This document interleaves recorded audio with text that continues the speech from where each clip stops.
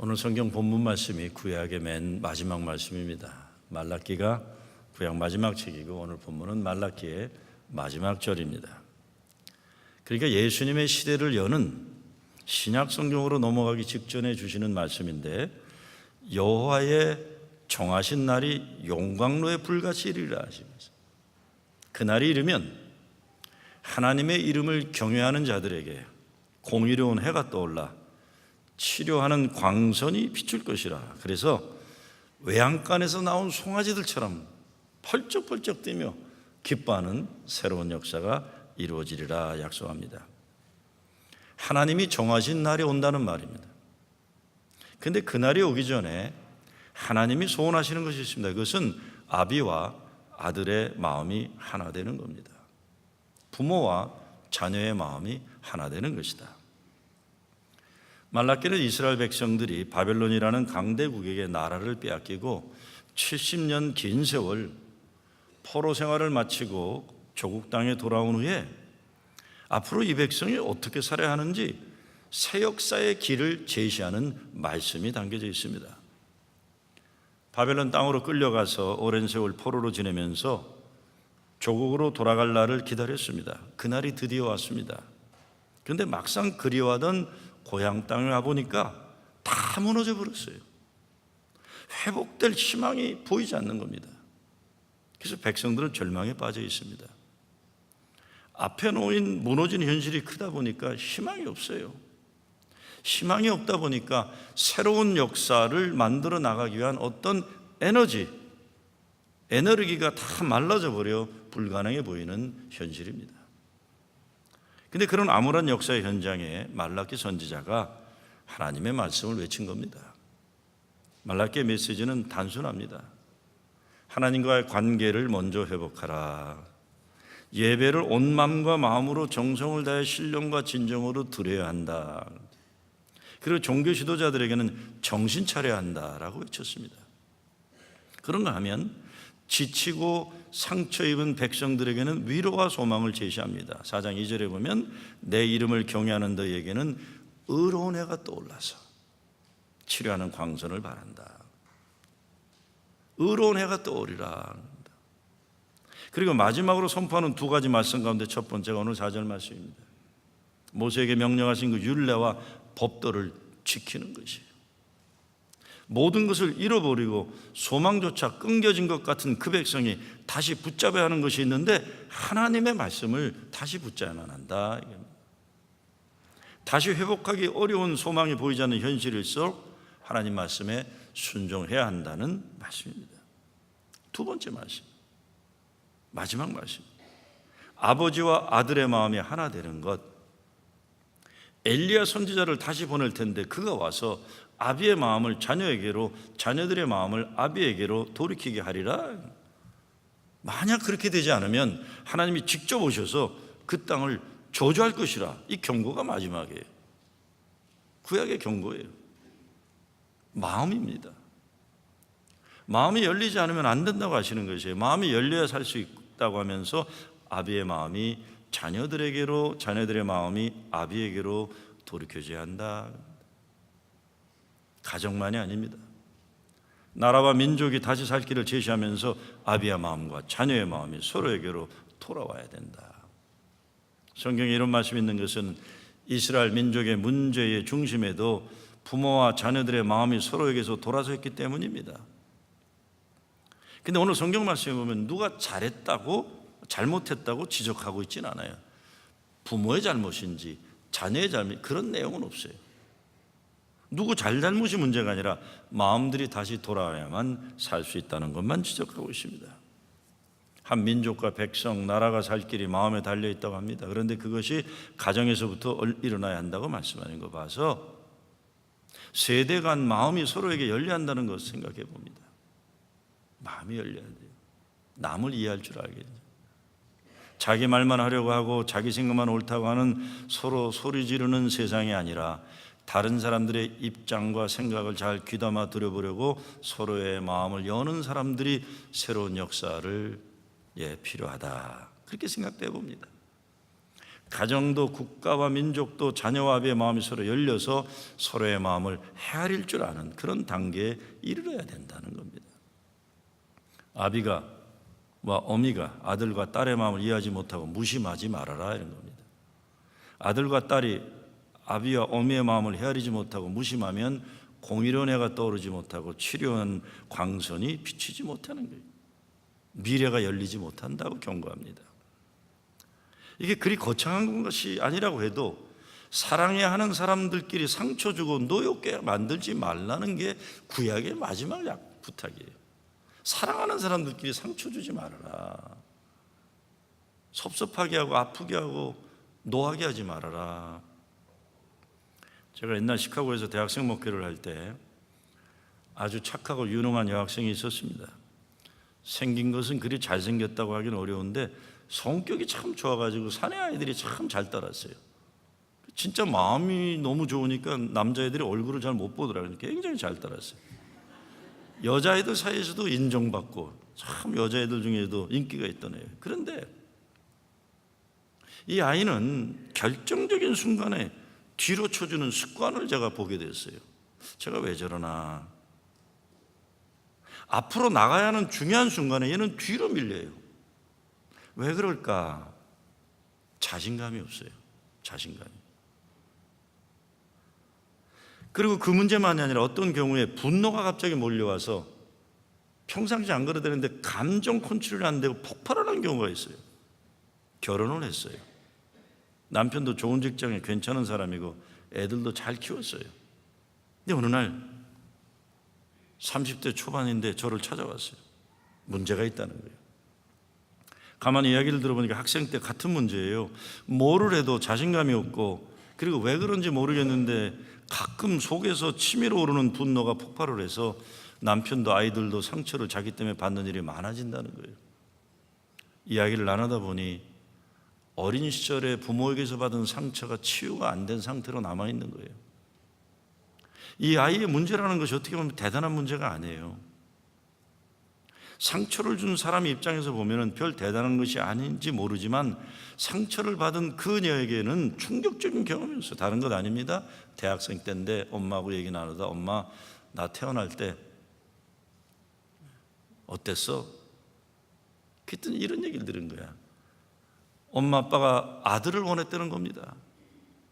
아들을 원했는데 딸이 나오니까 아버지는 화난다고 밖에 나가서 담배를 피고 있었고 산파가 딸을 갖다 엄마한테 건너주니까 엄마는 보지도 않고 발밑으로 발로 밀어버렸대요. 얘를요.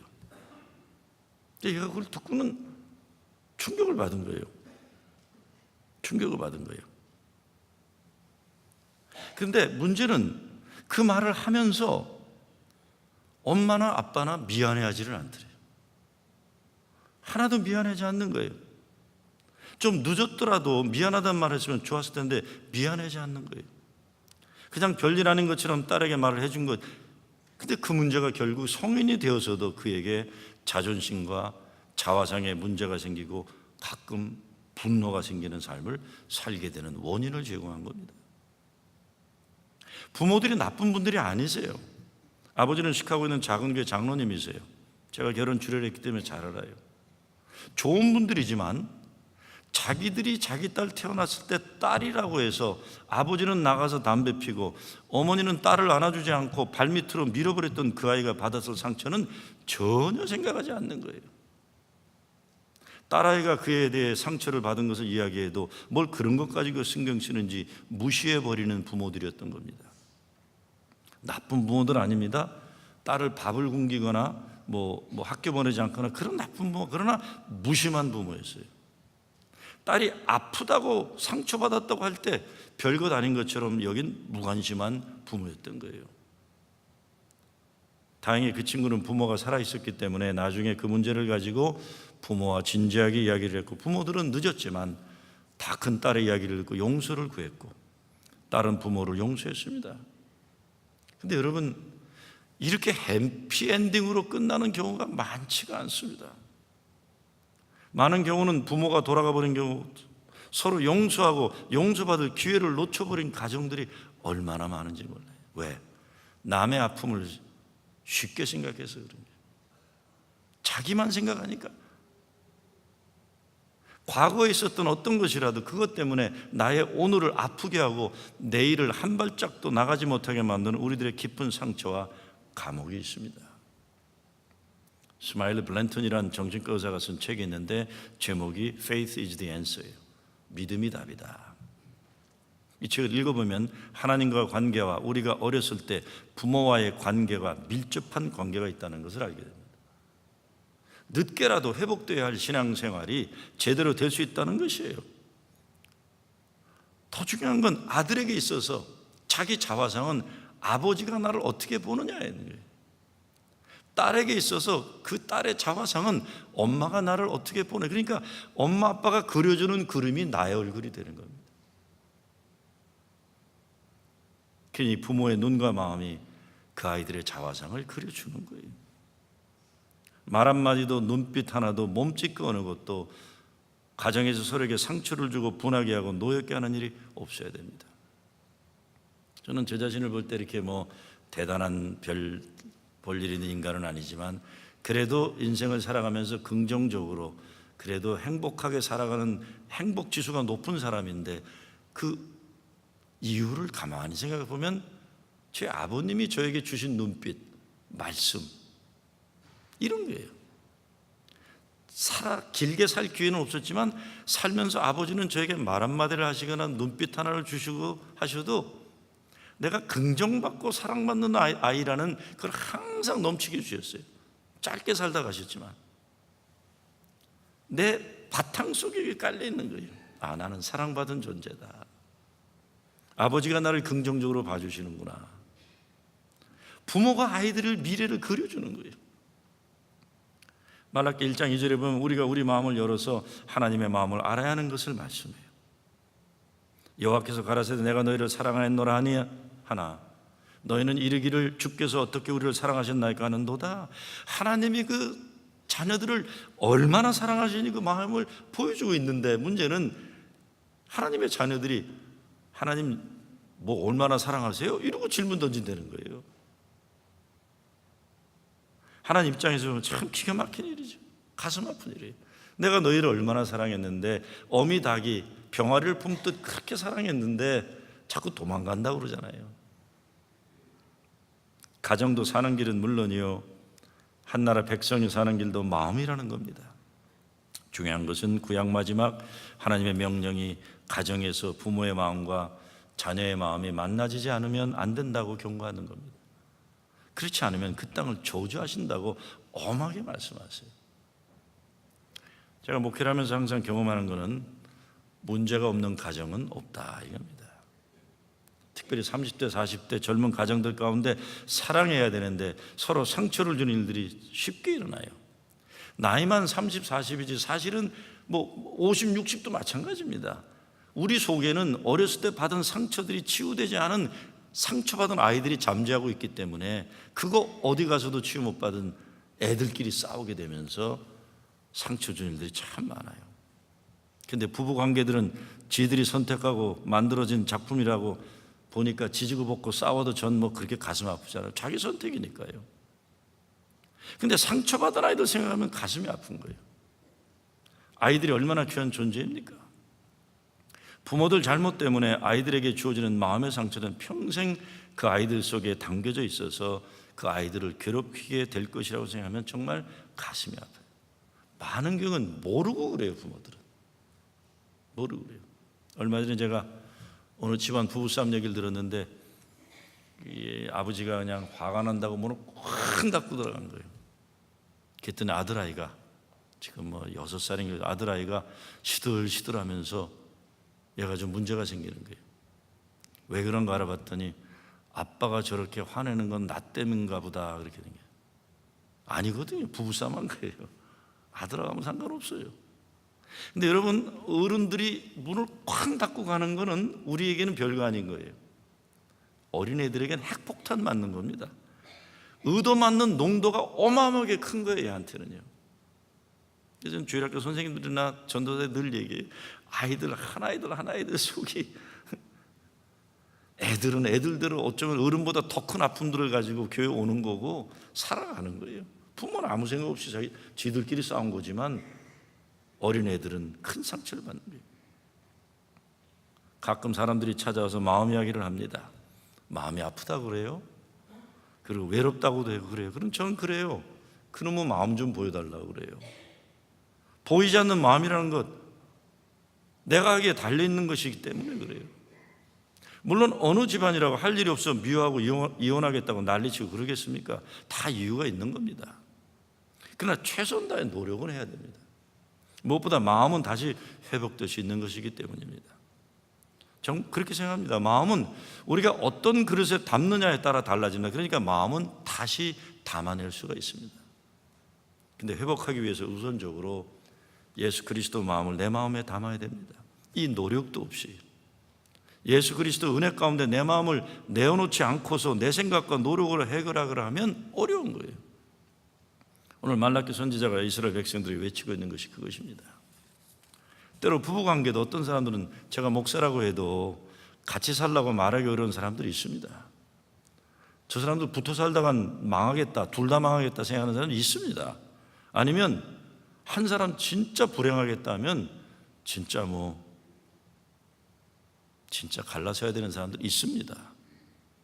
그러나 많은 경우 조금씩만 양보하고 마음을 돌이키는 방향으로 돌리면 가능한데 그 노력들을 쉽게 포기하고 결국은 자기도 파괴하고 가정도 깨지는 길을 선택하는 사람들이 적지 않습니다. 왜 그런지 아세요? 다시 말씀드립니다. 우리들 부모들이 어린 시절 자기 부모와의 관계에서 회복되지 않은 상처가 깊기 때문인 경우 많아요. 다는 아니라 해도 치료받아야 됩니다. 마음의 문제를 치료받는 것이 창피한 것이 아니기 때문에 이빨이 아프면 치과 가서 찾아가고 눈이 따가우면 안과 의사를 만나는 것처럼 마음이 아프면 목사를 만나거나 마음을 치료하는 상담가를 만나는 것이 부끄러운 일이 아닙니다. 그렇지 않습니다. 회복되어야 할 살 길이 열리는 것입니다. 예수 믿는 사람들이 분명히 해야 하는 것이 있는데 그것은 우리가 하나님이 아니라는 겁니다. 나도 너도 모두 하나님의 은혜 가운데 살아야 하는 존재들이지 가정에서나 교회에서나 내가 하나님처럼 행세하지 말아야 됩니다. 부모도 자녀들을 영적인 사랑의 권위로 키우는 거지 힘을 휘두르는 권세를 누리는 것 절대 아닙니다. 그렇게 키우면 아이들과 부모와 마음이 하나님 안에서 만나질 수가 없습니다. 하나님처럼 행세하는 사람들 집안에 있으면 그 집안이나 교회 피곤하고 괴롭습니다. 여러분들 인생 살면서 자기가 천하의 가장 거룩한 존재처럼 행동하는 분들 만나봤을 겁니다. 그런 사람들 얼마나 피곤한지 잘 아시지 않습니까?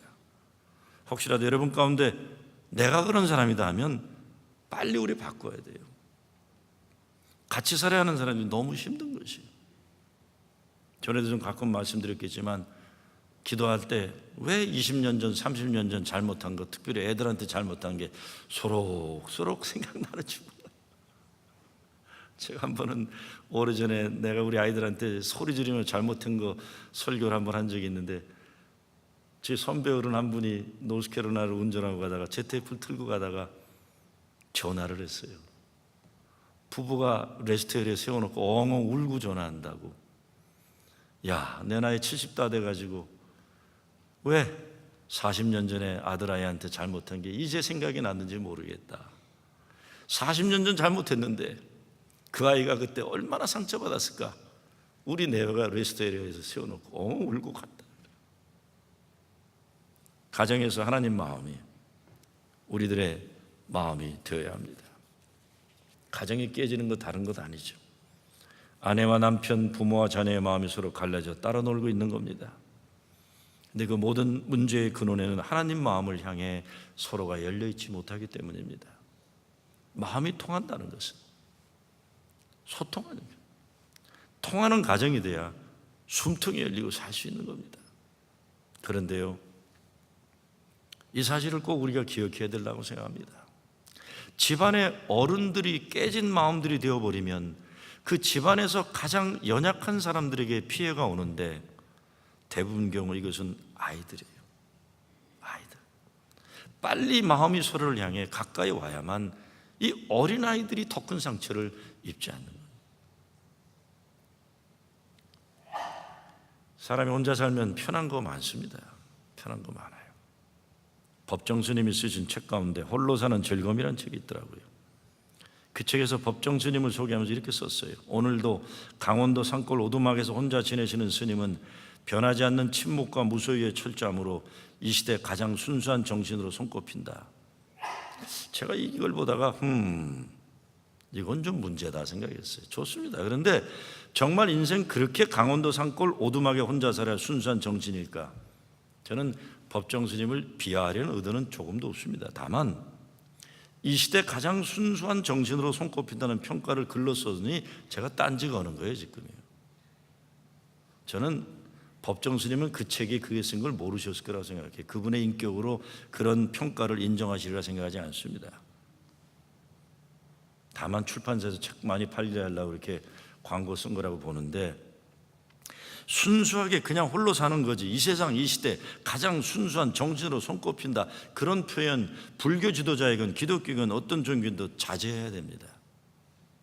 말이 나왔으니 말이지, 수년 전에 대한민국 강남에 가장 크다는 장로교회 목사가 미국에서 목회를 하다가 한국으로 들어가면서 책을 냈는데 책에 부제가 이렇게 돼 있어요.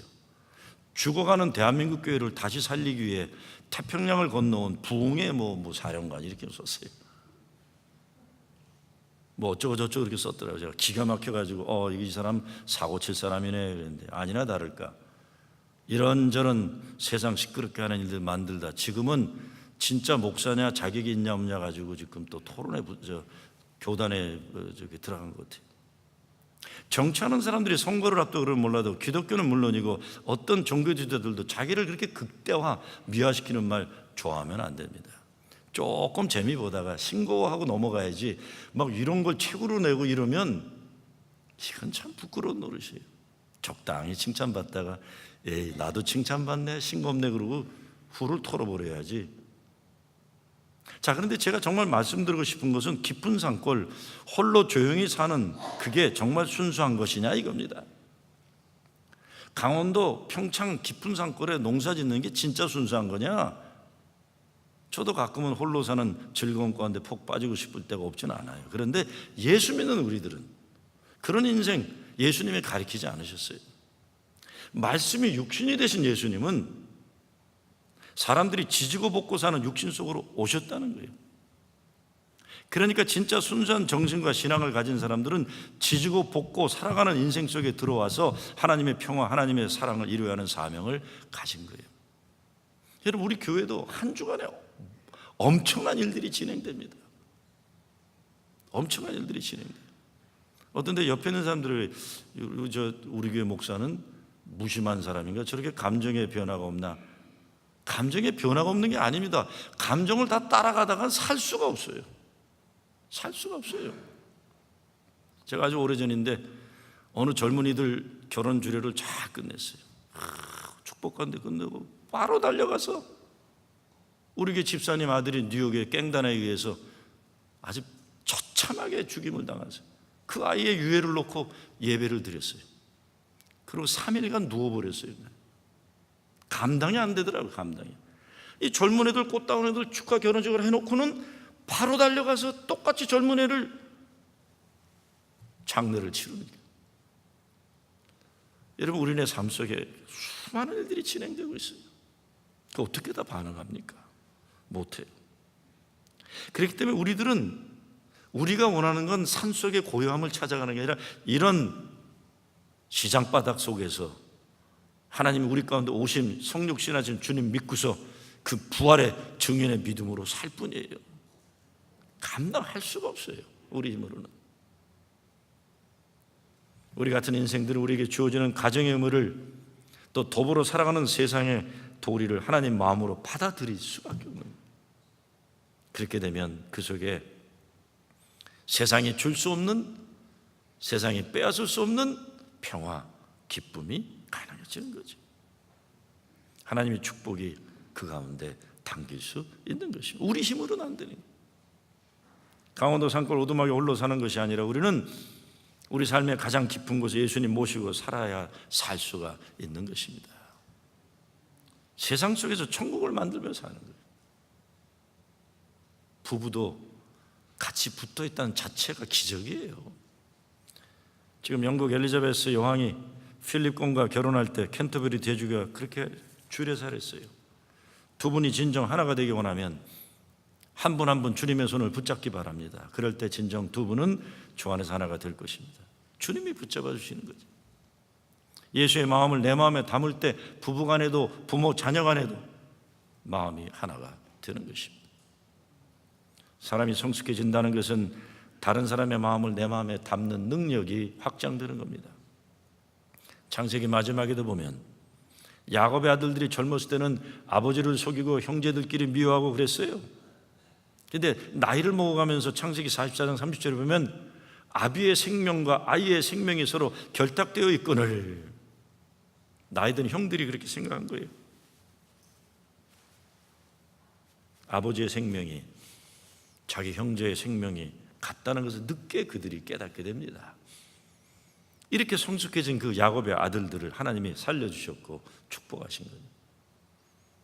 지난주에 어머니 주일에 대한 유래를 말씀드리면서 우드로 윌슨 대통령 이야기를 했어요. 그런데요, 아브라함 링컨도 그렇고 모든 위대한 사람들의 공통점 가운데 하나가 부모들이 자녀들의 마음을 어려서부터 하나님 마음과 만나게 했다는 겁니다.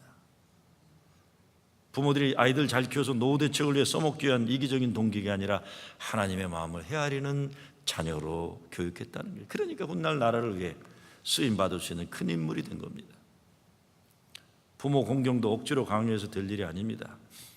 자녀들에게 부모 공경을 강요하고 의무로 내세우는 가정들 보면 그리 행복하지 않아요. 우리 교회는 그런 일이 많지 않은데, 제가 아틀란타 섬길 때 부모들이 꼭 애들을 데려와서 주일날이면 저한테 인사를 시켜요. 막 데려와서. 근데 이제 애들이 인사하면 하이 목사님 그러잖아요. 그럼 엄마나 아빠가 이 머리를, 대가리를 그냥 꽉 눌러요. 이 새끼 고개 숙여 그런데. 그럼 나한테 이러고 인사해. 목사님 아마 이러는데. 그러지 말라 그래요. 왜? 그 아이가 자라면서 목사를 생각하면 머리가 아팠다는 생각만 남게 되는 거예요. 그렇잖아요. 아, 목사 앞에 서면 엄마가 내 머리를 눌렀다, 이게 기억이 남는 거예요. 똑바로 서서 해도 괜찮아요. 그럼 제가 아이고 너 참 잘생겼네, 그러죠. 공부 잘하지. 그러니까 막 억지로 목사한테도 인사라고 하면 인사해 이놈아 하고 또 뒤로 그 다음에 가서 인사 안 했다고 때리고 그러면, 아, 목사 앞에 가면 머리가 아픈 거구나. 좋은 거 아닙니다. 인사 안 해도 괜찮아요. 마음만 담으면 돼요. 억지로 되는 거 아닙니다. 제가 가서 인사해도 돼요. 왜 목사가 애들한테 인사하면 큰일 납니까? 내가 먼저 가서 굿모닝, 아무 문제 없어요. 억지로 하면 문제됩니다. 부모가 먼저 하나님의 마음을 몰라서, 부모가 자녀의 마음을 모르고 자녀들의 부모의 마음에 관심이 없게 되고, 그런데 오늘 성경 말씀은 부모는 자녀의 마음을, 자녀는 부모의 마음을 아는 것이 하나님의 뜻이라고 합니다. 여러분, 가정에 부모와 자녀 간 화해가 필요한 가정이 있을 겁니다. 화해라고 안 하더라도 개선되어야 할 관계가 있을 겁니다. 말라기는 이것이 하나님의 명령이라고 합니다. 우리 인생에서 문제가 있다는 것은 지극히 평범한 현실입니다. 문제를 어떻게 풀어나가느냐, 이거가 문제지, 건강한 가정과 그렇지 못한 가정은 그거로 해결되는 거지, 문제가 없는 가정은 아무 데도 없습니다. 아무 데도 없어요. 러시아 속담에 아침에 일어나서 몸에 아무것도 아픈 부분이 없는 사람은 죽은 사람뿐이다라는 말이 있어요. 다 아파요. 문제가 있다는 것은 살아있다는 걸 말해주는데, 그러나 문제를 잘 해결해야 됩니다. 부모와 자녀 간에 가지고 있는 쓴뿌리를 풀면서 살아야 합니다. 하나님의 이름을 경외하는 자들에게 의로운 해가 떠올라 치료하는 광선을 바란다는 것은 치유의 새 역사를 말씀합니다. 우린 모두 때로 본의 아니게 상처를 주고받아요. 이 상처를 어떻게 다루냐에 따라 상처를 딛고 아름다운 열매를 거두기도 하고, 이 상처 때문에 병들어 살기도 합니다. 말라기 선지자는 화해와 치유가 없으면 저주가 있을까 두렵다고 했습니다. 요셉을 보세요. 자기를 죽이려고 하던 형제들이지만 부모님 생각해서 용서해요. 용서만이 아니라 새 역사를 위해 사랑의 시작을 하는 겁니다. 아비의 마음을 자녀에게로, 자녀의 마음을 아비에게로 돌이키게 하리라 그랬어요. 아버지의 마음을 함께 느낄 줄 알았던 자녀를 가진 야곱은 축복받은 사람이었습니다. 그런데 그것만이 아니라 야곱은 축복의 아버지가 되어 그 아들 요셉을 하나님이 크게 들어서는 인물 되게 했습니다. 요셉은 하나님의 축복이 아버지 야곱에게서 나오는 걸 믿었기 때문에 경제적으로 알거지가 되고 늙어 빠진 아버지를 데리고 모시고 바로 왕을 찾아갔고, 여러분 잘 아시는데도 야곱은 들어가며 바로를 축복하고 나오며 축복했다고 기록합니다.